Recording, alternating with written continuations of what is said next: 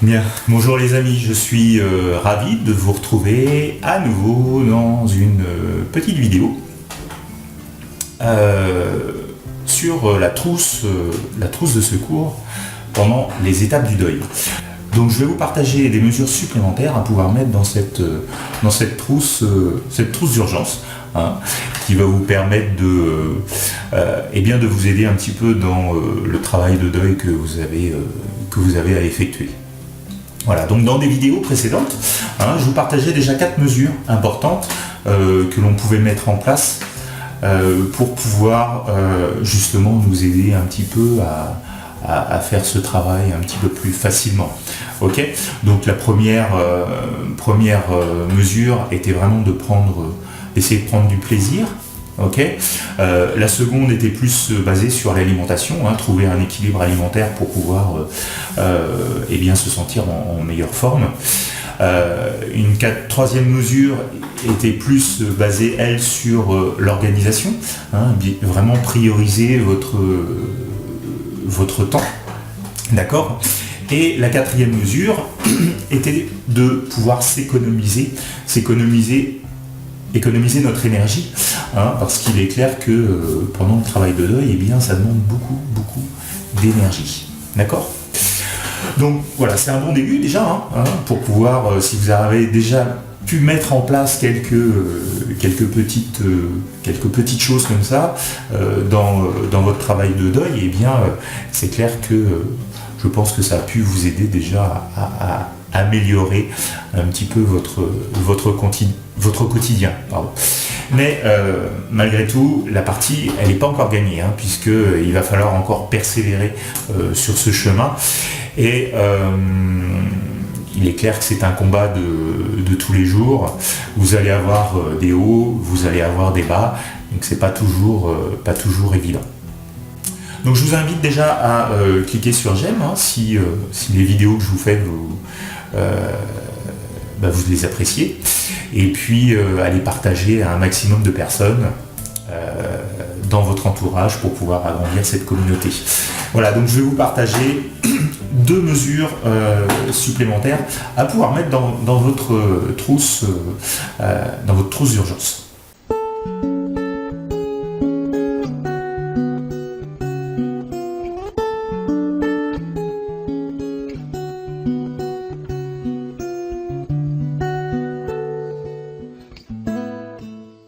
Je vous inviterai à vous inscrire sur le lien de mon site, Passeport pour la résilience. Ça vous permettra déjà d'être au courant des publications que je fais, et puis de pouvoir recevoir gratuitement 2 guides sur la résilience. Le premier, faire son deuil et rebondir, et le second, la résilience alimentaire. Voilà. Donc je vais vous partager une première mesure à mettre dans ce coffre à outils, dans cette trousse de secours pour votre travail de deuil.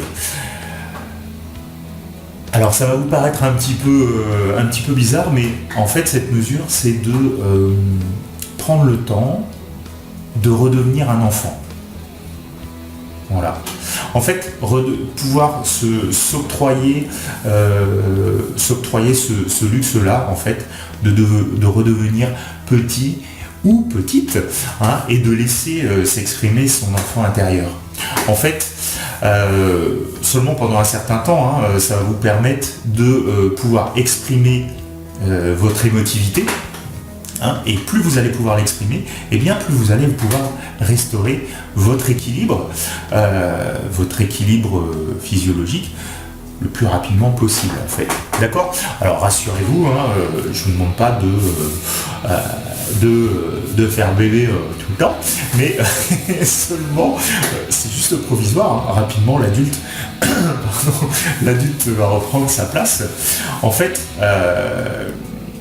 des choses toutes simples qu'on aime faire, et je sais que moi, quand c'est arrivé, c'était des choses que j'aurais bien aimé pouvoir faire plus, c'est de pouvoir avoir quelqu'un que je puisse serrer dans mes bras, être voilà, avoir retrouver une chaleur en fait, vous voyez.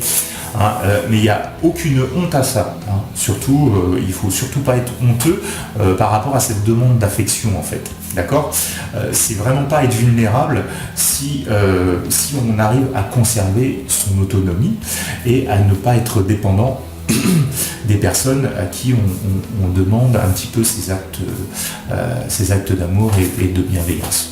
Voilà.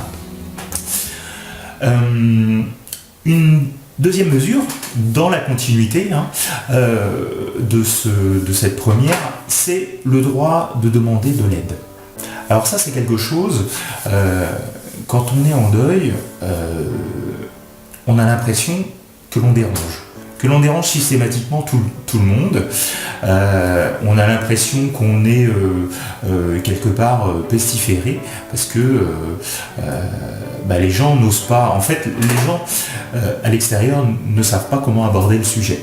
Hein, que ce soit n'importe quel problème de deuil, deuil d'une personne, d'une personne proche, ou le deuil d'un travail, lors d'un licenciement, etc. D'accord ? Donc on a vraiment l'impression qu'on est un petit peu pestiféré. Mais on a le droit d'avoir de la peine. Et il ne faut pas avoir honte justement d'être vulnérable. Sinon, qu'est-ce qu'on risque ? Eh bien, on risque l'isolement. Ok ?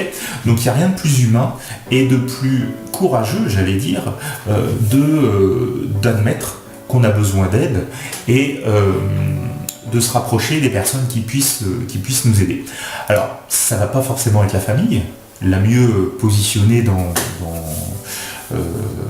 ce domaine-là, hein, ça va plutôt être des amis, on va dire, hein, des amis qui sont proches, qui ont pourquoi pas connu la même épreuve, d'accord, et qui auront suffisamment de recul pour pouvoir vous aider et pour pouvoir surtout vous écouter. Voilà. Alors après, si vous êtes très réservé ou si vous avez peur, j'allais dire, du regard de l'autre, eh bien il y a d'autres possibilités. Hein. Vous pouvez faire aller dans une association ou rester beaucoup plus anonyme. Vous avez aussi la possibilité, si vous le souhaitez, et moi c'est ce que je peux vous offrir aujourd'hui, eh bien c'est d'avoir une écoute auprès de ma personne, justement avec cet écran qui, j'allais dire, mettra pour cette première étape une barrière de protection pour vous, d'accord ? Donc voilà, ce qui est important, c'est de vraiment trouver une personne écoutante et qui puisse vraiment vous aiguiller et vous épauler dans ce chemin. Si mon partage vous a été agréable et instructif, eh bien soyez bien inspirés de pouvoir partager cette vidéo, la liker, la commenter, hein, et puis comme ça on va pouvoir agrandir cette communauté pour participer à un monde meilleur.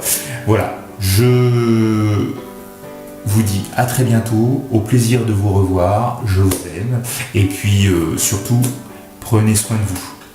Bye bye.